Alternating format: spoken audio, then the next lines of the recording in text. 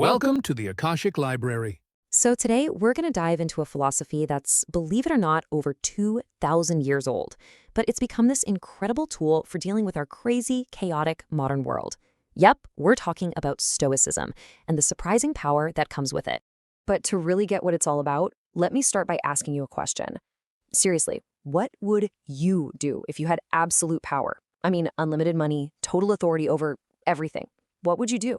Just hold that thought, okay? Because it's at the very heart of the story of one of the most interesting people in all of history.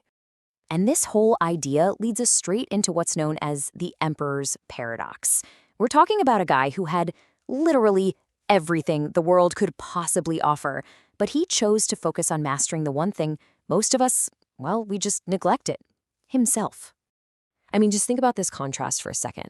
On one hand, you have the Emperor of Rome, Marcus Aurelius. The guy had it all: unlimited wealth, armies that the world feared. He could indulge any desire he wanted. But instead of all that, he dedicated his life to discipline and self-restraint. He was way more interested in conquering his own mind than he was in conquering new lands. And that is the paradox right there. You know, so many people in his position, including his own son, Commodus, they just became slaves to their greed, always wanting more, more, more. But Marcus Aurelius, he made a conscious choice to turn away from all of it. The endless parties, the insane amounts of drinking, the sadistic entertainment at the Colosseum, he saw it for what it was: a trap of temporary pleasure. So how in the world did he keep that focus? Well, he kept a private journal, just a place to record his personal struggles and his philosophical thoughts. He never ever meant for it to be published, but today we know it as Meditations.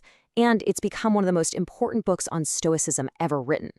And that journal, his thinking, it all points to the core idea that really unlocked his inner strength. It's a concept that's so simple, but it is incredibly powerful. It's called the dichotomy of control.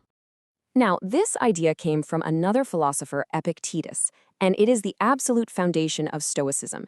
It's really just a simple observation. In life, you've got things you can control and things you can't. And just understanding that difference, well, it changes everything. Okay, so the whole game is knowing which of these two columns to focus your energy on. Let's look at what's outside your control: the economy, right? What other people say or do, the number of likes you get on social media, even your body getting older. Look, you can influence some of these things, sure, but you don't have ultimate control. Now look at what's inside your control: your opinions, your own actions, and, this is the big one, how you choose to respond to whatever life throws at you. This quote really nails the Stoics' game plan. Pour all your energy into the things you can actually control and learn to have a kind of indifference, or as Epictetus called it, a healthy contempt for the things you can't. The whole idea is to stop wasting your precious energy worrying about stuff that's totally out of your hands. It's so freeing psychologically, especially now, when we're all overwhelmed by things we can't control, like what's happening in the world or what the social media algorithms are doing. Let's take a really powerful example.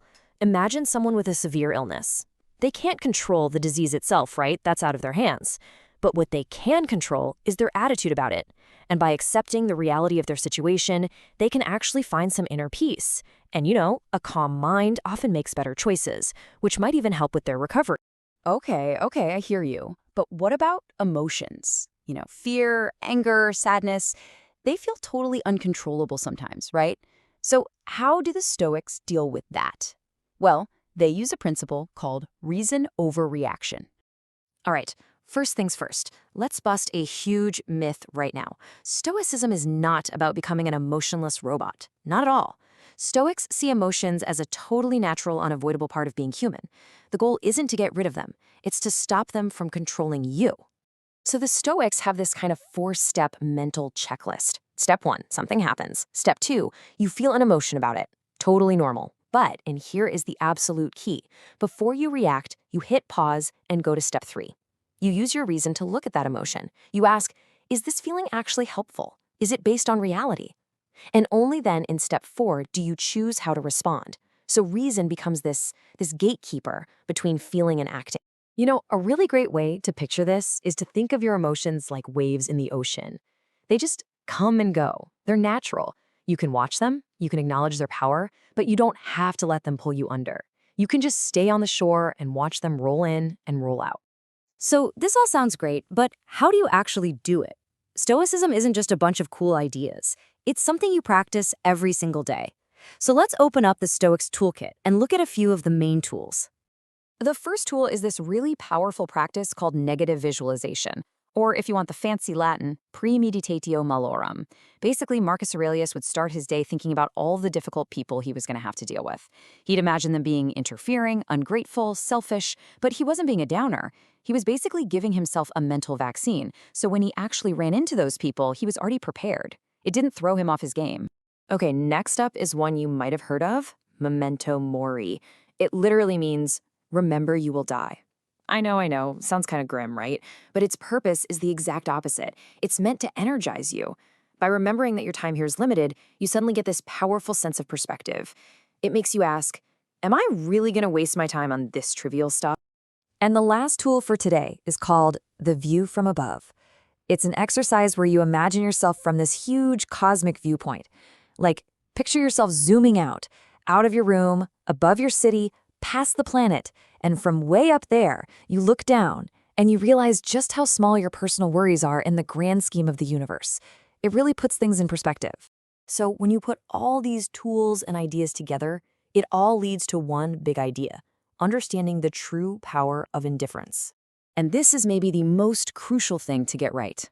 Stoic indifference is not apathy. It's not about caring about nothing. Not at all. It's a strategic, powerful choice. It's about choosing to point your limited, precious energy only at the things that are truly essential, the things you can actually control. Think about it. In our world today, we are drowning in constant stimuli, right? Notifications, distractions, endless noise. And that's why this ancient philosophy is more relevant now than ever.